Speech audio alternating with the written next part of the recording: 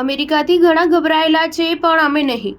Trump PM Modi વચ્ચે વાતચીત બાદ જયશંકરનું નિવેદન. વિદેશ મંત્રી એસ જયશંકરે તાજેતરમાં જ એક વખત ફરી ભારત અમેરિકા સંબંધોને લઈને પોતાનો મત રજૂ કર્યો. જયશંકર મુંબઈમાં આદિત્ય બિરલા શિષ્યવૃત્તિ કાર્યક્રમના રજત જયંતિ સમારોહમાં સંબોધન કરી રહ્યા હતા. દરમિયાન તેમણે કહ્યું, મને ખબર છે કે આજે ઘણા બધા દેશ અમેરિકાથી ગભરાયેલા છે.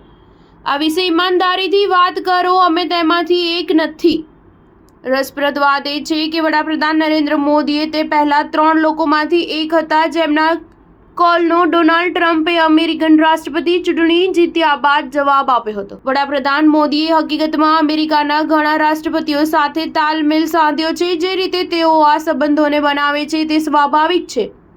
સમગ્ર વિશ્વ ભારતની કહાનીના વખાણ કરી રહ્યું છે. આર્થિક નીતિ પર ધ્યાન કેન્દ્રિત કરવું હકીકતમાં સમકાલીન સમયમાં ભારતની વિદેશ નીતિમાં મુખ્ય પરિવર્તન બની ગયું છે, જેનો હેતુ રાષ્ટ્રીય સુરક્ષા નક્કી કર્યા સિવાય રાષ્ટ્રીય વિકાસને આગળ વધારવાનો છે. ભારતીય વિદેશ મંત્રીએ આત્મનિર્ભર ભારત પર જોર આપતા કહ્યું, અમે હવે એકબીજાને માત્ર સૈન્ય ક્ષમતાઓ કે રાજકીય પ્રભાવથી માપતા નથી, પરંતુ ટેકનોલોજી, શક્તિ, આર્થિક લચીલાપણું, માનવ સર્જનાત્મકતા અને સામાજિક કલ્યાણને ધ્યાનમાં રાખીએ છીએ.